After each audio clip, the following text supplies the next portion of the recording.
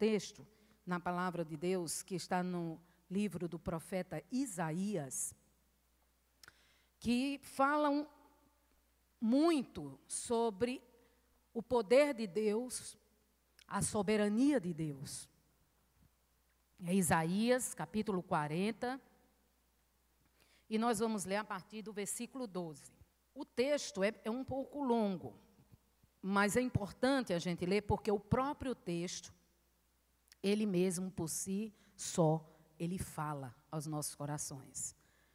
Deus, através do profeta Isaías, no momento em que Israel estava saindo do exílio, e aí então o profeta começa a consolar o povo e estabelecer no coração do povo quem era Deus.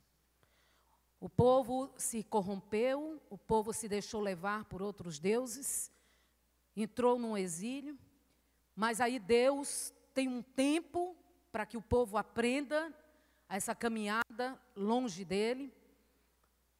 E aí Deus então começa a usar o profeta Isaías para consolar o povo e dizer: diga a esse povo quem eu sou.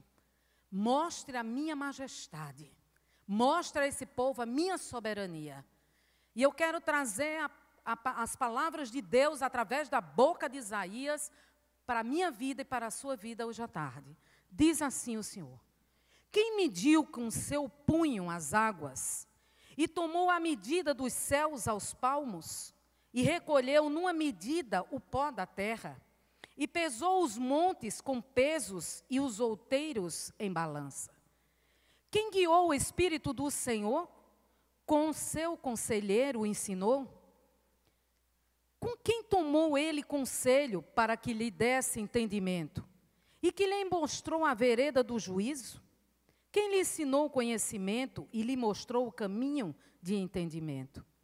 Eis que as nações são consideradas por ele como a gota de um balde e como o pó miúdo das balanças. Eis que ele levanta as ilhas como a uma coisa pequeniníssima. Nem todo o Líbano basta para o fogo, nem os seus animais bastam para um holocausto. Todas as nações são como nada perante ele, são por ele reputadas menos do que nada e como coisa vã. A quem, pois, podeis assemelhar a Deus? Ou que figura podeis comparar a ele? Quanto ao ídolo, o artifício o funde e o ourives o cobre de ouro e forja cadeias de prata para ele. O empobrecido, que não pode oferecer tanto, escolhe madeira que não apodrece, procura para si um artifício perito para gravar uma imagem que não se pode mover. Porventura não sabeis? Porventura não ouvis? Ou desde o princípio não se vos notificou isso mesmo? Ou não tendes entendimento desde a fundação da terra? E ele, o que está assentado sobre o círculo da terra, cujos moradores são para ele como gafanhotos. É ele o que estende os céus como cortina e o desenrola como tenda para nela habitar. E ele o que reduz a nada os príncipes e torna em coisa vã os juízes da terra. Na verdade, mal se tem plantado, mal se tem semeado e mal se tem arraigado na terra o seu tronco, quando ele sopra sobre eles e secam-se, e a tempestade os leva como a praga. A quem, pois, me comparareis, para que eu lhe seja semelhante? Diz o Santo. Levantai ao alto os vossos olhos e vede. Quem criou estas coisas? Foi aquele que faz sair o exército delas, segundo o seu número, e as chama todas pelos seus nomes, por ser ele grande em força e forte em poder, nenhuma faltará. Porque dizes a Jacó e falas, ó Israel, o meu caminho está escondido ao Senhor, e o meu juízo passa despercebido ao meu Deus? Não sabes, não ouvistes, que o eterno Deus, o Senhor, o Criador dos confins da terra, não se cansa, nem se fadiga? E é inescrutável o seu entendimento. Ele dá força ao cansado, e aumenta as forças ao que não tem nenhum vigor. Os jovens se cansarão e se fatigarão, e os mancebos cairão. Mas os que esperam no Senhor renovarão as suas forças. Subirão com asas como águias, correrão e não se cansarão, andarão e não se fatigarão. Quem é esse Deus? Que Deus tremendo, poderoso, onisciente, onipresente, onipotente. Um Deus que percorre toda a terra, um Deus que sabe tudo, Deus que criou tudo, que formou tudo. E, queridos, sabe, às vezes a gente fica com a mente tão pequena diante da grandeza de Deus. A gente se deixa levar pelas coisas, sabe, muito racionais, achando que as coisas têm que ser da forma que a nossa mente pode entender, pode compreender. E esquece de mergulhar na soberania de Deus, esquece de mergulhar no sobrenatural de Deus. Deus nos fez, homens e mulheres, que nós somos formados por corpo, alma, sim, mas um espírito. E esse espírito, quando recebe o fôlego de vida do Criador, e depois o fôlego de vida do eterno, do nascimento espiritual, esse espírito pode compreender a grandeza e a dimensão do amor e da profundidade desse Deus.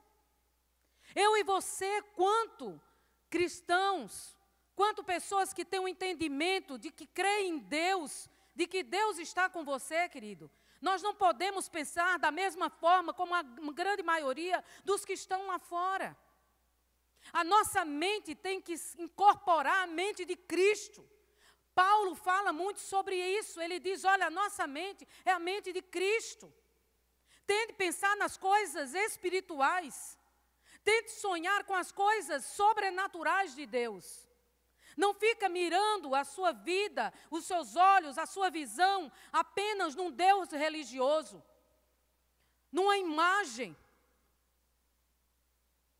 Não pensa que Deus vai se limitar ao teu entendimento religioso, não. Deus é muito mais do que isso. Deus pode muito mais do que isso. E olhando para esse texto, e como Isaías mostra esse povo, um povo que já andara com Deus, um povo que caminhava com Deus, mas é uma tendência humana, é uma tendência nossa, e Deus sabe como nós temos essa tendência de, às vezes, sairmos da presença de Deus, do guarda-chuva de Deus, da proteção de Deus, do poder de Deus. Nos afastamos, sim, e como isso acontece? Quando paira no meu coração a incredulidade, quando paira no meu coração e no seu coração a possibilidade de Deus não realizar o que Ele pode realizar. De que quando eu me fadigo, quando eu me canso, quando a minha alma pesa em pensar, em elaborar umas situações e soluções para os meus problemas. Porque há momento em que na minha vida e na sua vai chegar uma situação que eu não vou poder dar conta, você não vai poder. Mas a nossa tendência, a nossa alma se cansa. Fica cansada, agoniada, ansiosa. E há uma dificuldade em nós de descansarmos em Deus. E eu só posso descansar em Deus quando eu entendo, eu compreendo a grandeza de Deus. Deus não tem limite. Deus não tem limite. O poder de Deus é muito mais do que eu posso pensar ou possa imaginar. Ele vai muito mais além. E eu queria pensar em algumas coisas em que a gente pudesse, nessa tarde, pensar em algumas coisas que mostram a grandeza de Deus. Como Deus é grande. E eu queria que a mesa colocasse para mim, ajudando.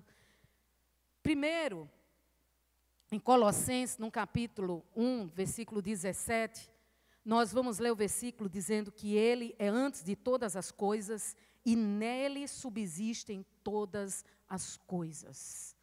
Tudo é de Deus, mas não só isso. Deus existe antes de tudo. Quando você estiver ansioso, quando você estiver preocupado, quando você estiver com a alma inquieta, lembre-se, Deus é Deus antes de qualquer outra coisa. Ele é Deus antes de todas as coisas. Ninguém criou Deus. Ninguém gerou Deus. Ele é o grande eu sou. Ele é Deus.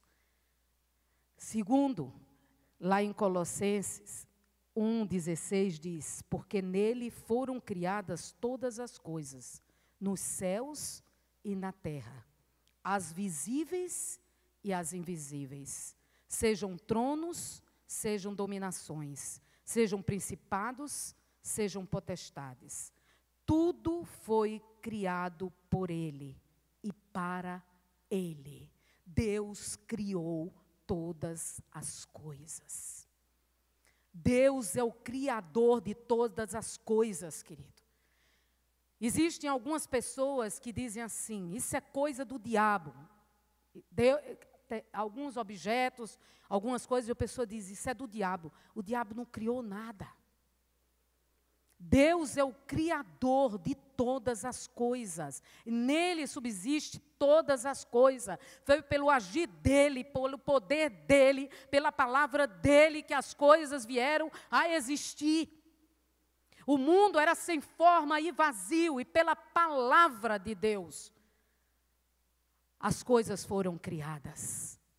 Quando você tiver de cabeça baixa, chorando, angustiado, você se lembre: o meu Deus é o Criador de todas as coisas. Todas as coisas foram criadas por Ele e para Ele. E eu aprendo aí que eu fui criada por Deus e para Deus. Você não foi criado para a tristeza. Você não foi criado para viver uma vida infeliz. Você não foi criado para o pecado. Você foi criado por Deus e para Deus. Você é dele. E isso faz parte da grandeza de Deus. Deus olhar para mim e para você e dizer: você é minha. Você é meu. Um Deus grande, poderoso, soberano, onisciente, onipresente, olhar para você e dizer: você é meu. Eu te formei, eu te criei. Nós precisamos acreditar que Deus é grande, até mesmo para nos aceitar, apesar das nossas imperfeições. Terceiro, a grandeza de Deus nos ensina, pode passar, filho. Em Hebreus 1:3, sendo ele o resplendor da sua glória e a expressa imagem do seu ser, e sustentando todas as coisas pela palavra do seu poder, havendo ele mesmo feito a purificação dos pecados, assentou-se à direita da majestade nas alturas. Deus sustenta todas as coisas pela sua palavra. Quando Deus promete, Deus cumpre. Deus é Deus de palavra. Deus é Deus de honra. Deus é Deus de caráter. Deus é Deus de moral. Deus é Deus de hombridade. Deus fala, Deus cumpre. E Ele sustenta tudo pela sua palavra. Você já observou que o mar não passa da margem? Você está brincando, você está correndo no mar, ali pela beira-mar, vem uma onda, mas você não se preocupa, porque você conhece e sabe que o poder de Deus disse: para aqui, e o mar obedece. O mar obedece, porque Deus, Ele governa pela sua palavra.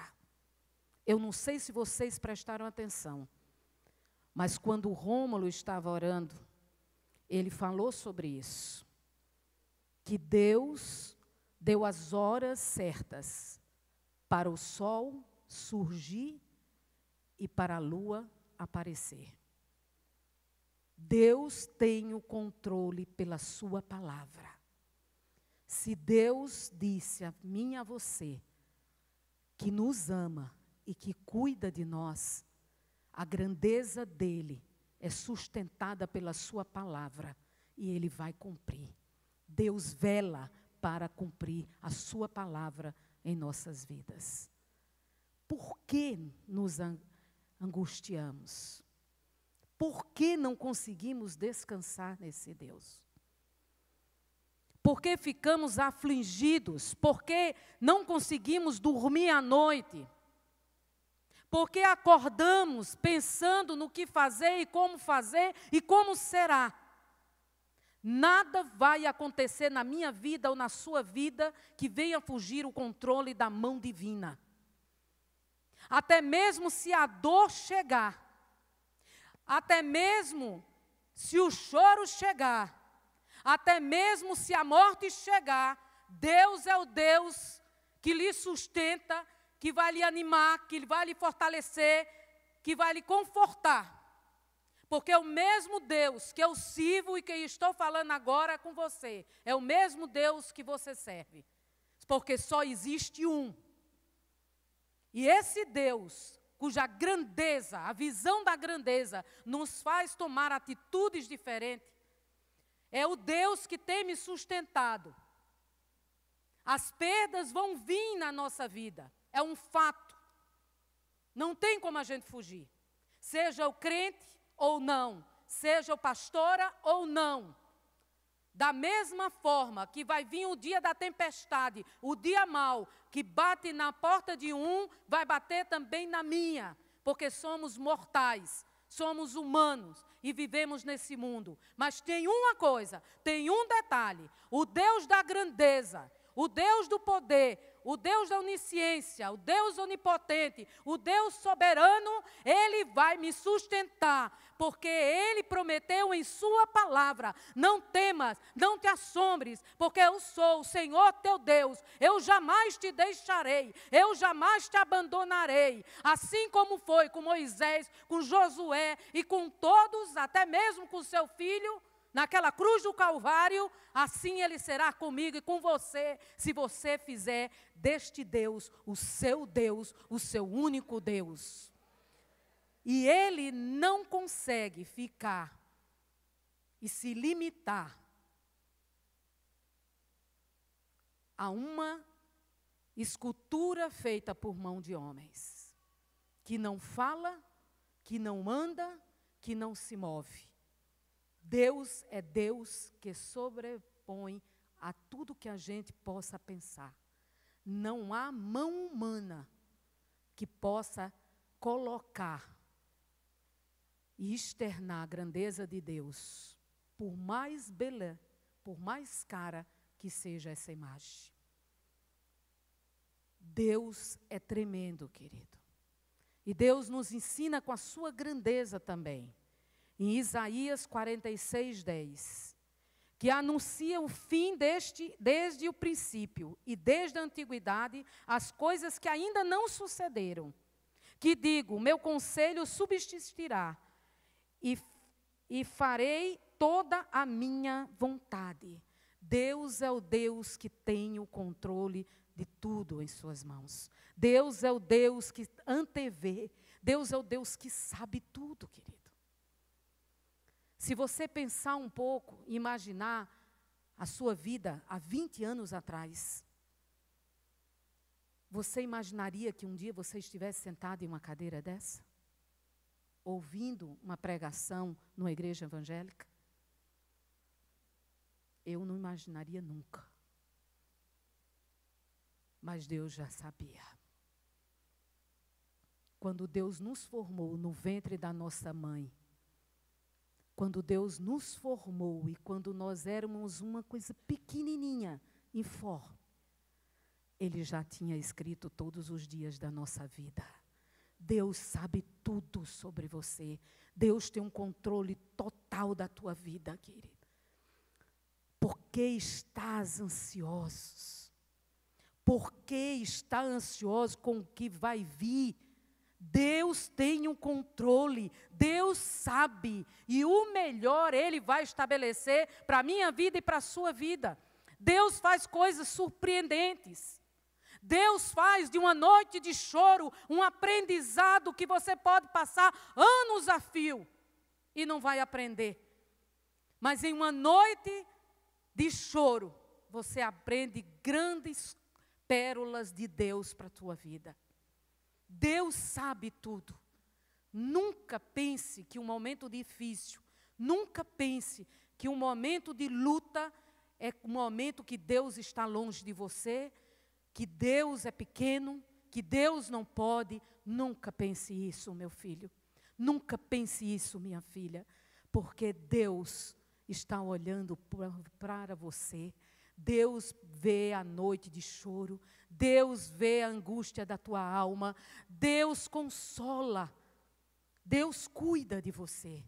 Quando você pensa que está só, Deus está lá, olhando e providenciando todas as coisas.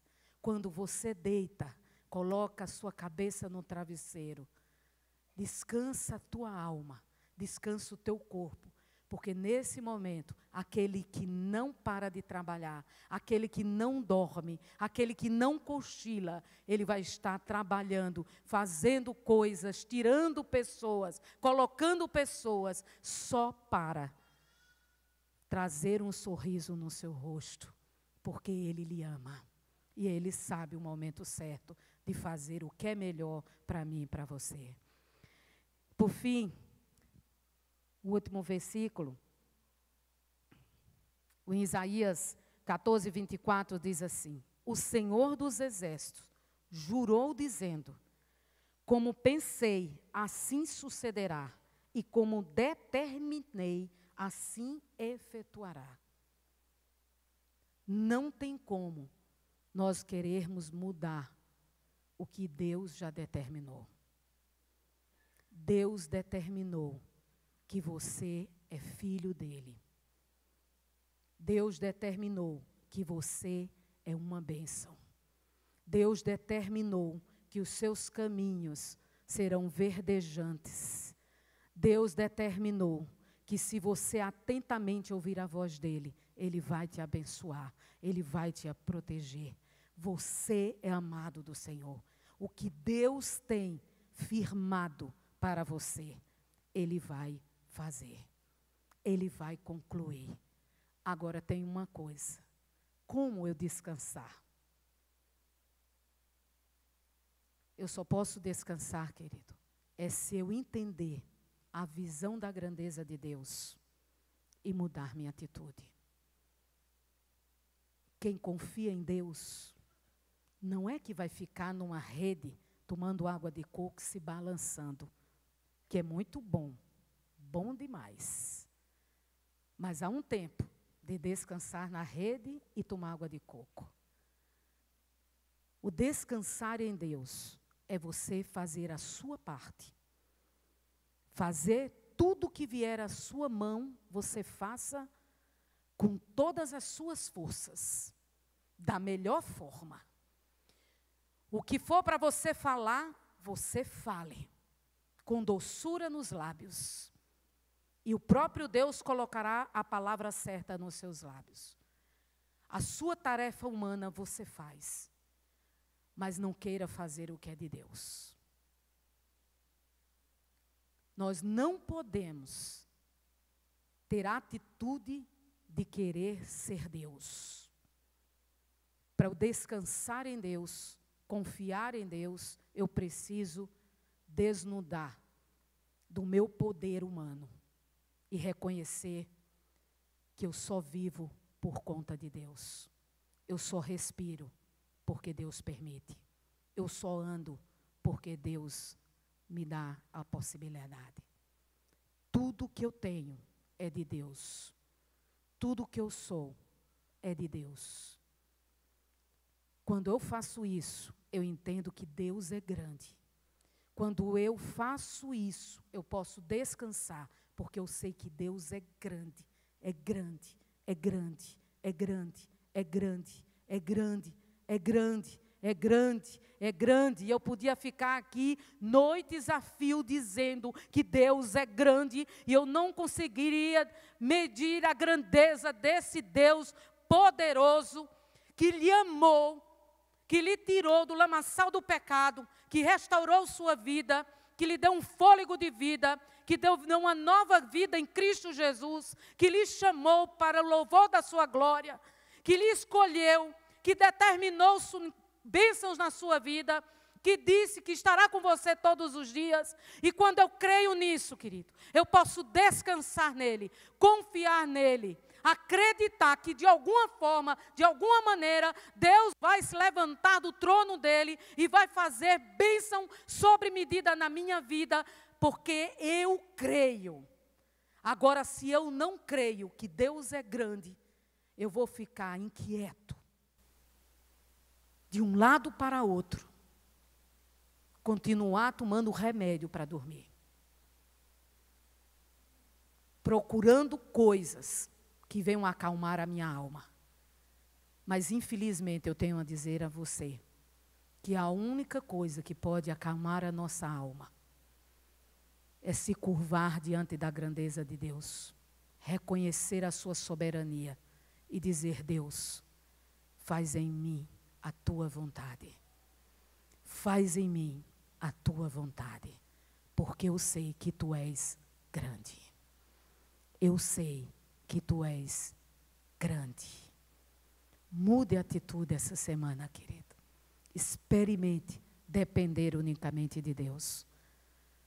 Experimente perguntar a Deus, consultar a Deus. Experimente em momentos difíceis silenciar e ficar olhando o grande livramento que Deus vai lhe dar. Por quê? Só porque Ele é Deus.